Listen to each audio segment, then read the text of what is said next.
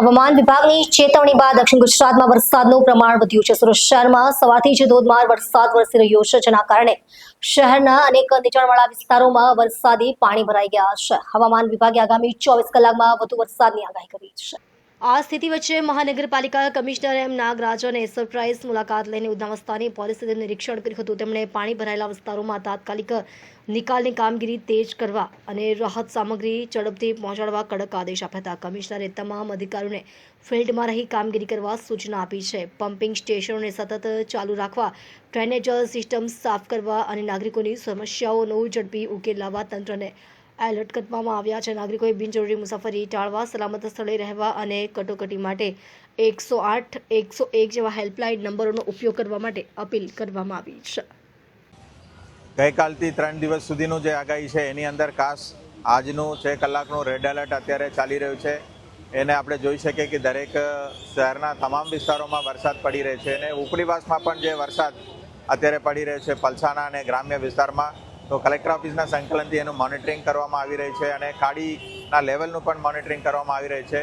કદાચ લો લાઇંગ વિસ્તારમાં પાણીનો ભરાવ થઈ શકે છે તો એના માટે 2 એનડીઆરએફની ટીમ અને 2 એસડીઆરએફની ટીમ આપણે તૈનાત કરી છે અને એના ટીમો પણ રેડી સિચ્યુએશનમાં રાખવામાં આવેલી છે અને જ્યાં જ્યાં જરૂર પડે તો તરત જ કાલ આવે તો એ ટીમ સ્પોટ ઉપર પહોંચીને રાહતનું કામ આપી શકે એવું ફૂલ તૈયારીમાં સ્ટેન્ડ બાયમાં રાખવામાં આવેલા છે। એની સાથે એસએમસીના ફાયરના ટીમ પણ તકેદારીમાં કામગીરી કરી રહી છે। ગયા અઠવાડિયે એક સાથે જે વરસાદ થયો એના લીધે નવા વિસ્તારોમાં પાણી ભરાવાની રજૂઆત મળી હતી, તો એના મૂળ કારણ સુધી આપણે એક અભ્યાસ કરીને નિવારાત્મક પગલાં કરવામાં આવ્યું છે। હંગામી ધોરણે હાઈ પાવર પંપનું પણ મૂકવામાં આવેલી છે દરેક જગ્યાએ, જેથી કરીને સામાન્ય લોકોને અગવડ ન પડે અને પાણીનો નિકાલ જલ્દી થઈ શકે છે।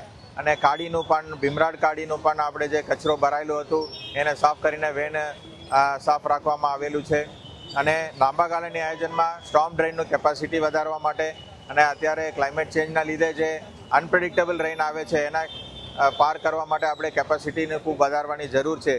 1 કલાકમાં 2 ઇંચ સુધી વરસાદ પડે તો એની કંઈ વાંધો નહીં આવે, એના કરતાં ઉપર આવે તો આપણે કઈ રીતે પહોંચી વળીશું એનું એક ટેકનિકલ નિષ્ણાતોની સમિતિ દ્વારા પણ એનો અભ્યાસ કરીને લોકલાઇઝ્ડ જ્યાં જ્યાં એરિયા વાઇઝ આપણે જે કામ કરવાનું છે એનું આયોજન લેવામાં આવશે।